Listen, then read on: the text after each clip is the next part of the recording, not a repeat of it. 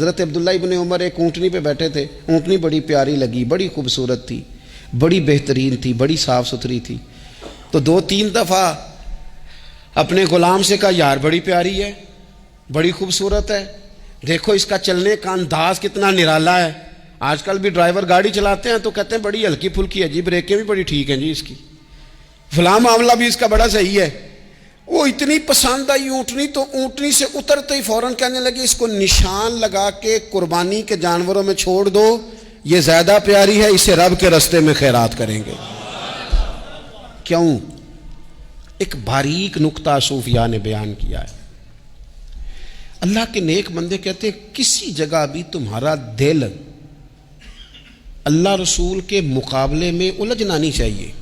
کوئی ایسی چیز جو رکاوٹ بن رہی ہو، رکاوٹ،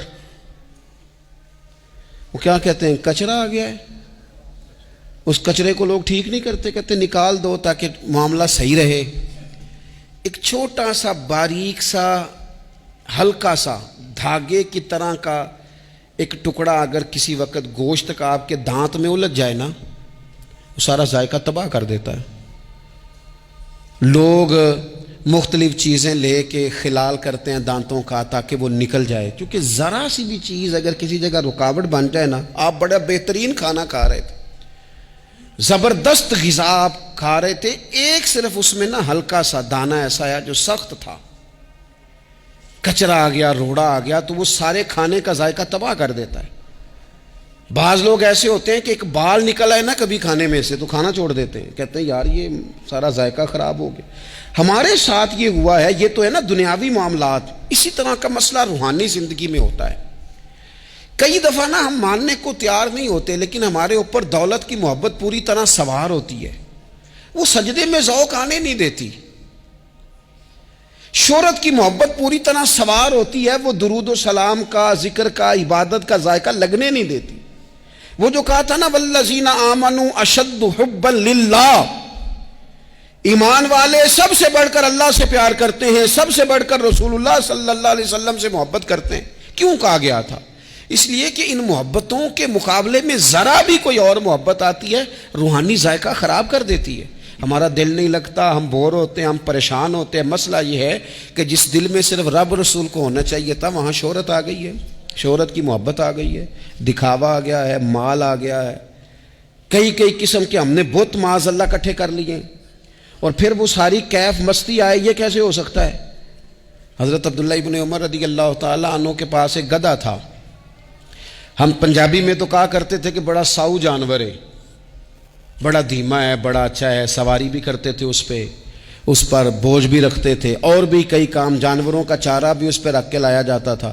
بہت سارے لوگ اس کی تعریف کرتے تھے کہ ظاہر ہے اس وقت یہ جانور ہر گھر کی ضرورت ہوتے تھے، لوگوں نے بڑی تعریف کی کہ جناب یہ گدھا بڑا اچھا ہے، بڑا عمدہ ہے۔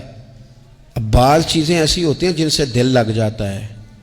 کچھ نوجوانوں نے گھروں میں بلی رکھی ہوتی ہے، گھوڑا رکھا ہوتا ہے، جانور رکھے ہوتے ہیں، ان کی پوری توجہ انہماک۔ ہم دیکھتے تھے دیہاتوں میں کہ بزرگ اگر کہیں چلے جاتے تھے سفر پہ تو وہاں سے بھی پیغام بھیجتے تھے کہ گائے کو چارہ ڈالا کہ نہیں، بھینس کو نکالا کہ نہیں، تم نے باڑے سے دھوپ چھاؤں کا خیال کیا کہ نہیں، وہ چیز ذہن میں آ جاتی تھی۔ حضرت عبداللہ ابن عمر رضی اللہ تعالیٰ عنہ وہ گدھا چونکہ بڑا پیارا تھا، بڑا اچھا جانور تھا اور بڑے کام کرتا تھا، بہت سارے معاملات گھر کے اور کھیتی باڑی کے اس کے ذمے تھے، تو گھر والے بھی کہتے کہ اس جانور کی وجہ سے بڑی خیر ہے، بڑے کام ہو جاتے ہیں، آپ کا بھی خیال تھا۔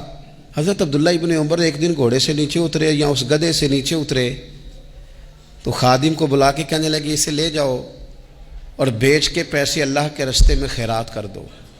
اب وہ خادم کا بھی اس سے دل لگ گیا تھا، جانور گھر میں ہوتا ہے دلچسپی ہو جاتی، کہنے لگا حضور وہ سارا محلہ تو اس کی تعریف کرتا ہے، سارے خاندان والے تو اس جانور سے دلچسپی رکھتے ہیں اور آپ بیچ رہے ہیں۔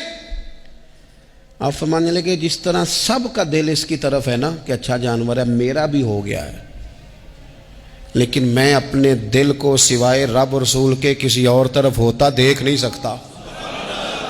اعظم بلا سے اپنی وہ ہستی ہی کیوں نہ ہو، اعظم بلا سے اپنی وہ ہستی ہی کیوں نہ ہو، جو چیز اس کی راہ میں حائل ہو پھونک دو، جلا دو ایسی ساری چیزیں جو ان کے راستے میں آتی ہیں۔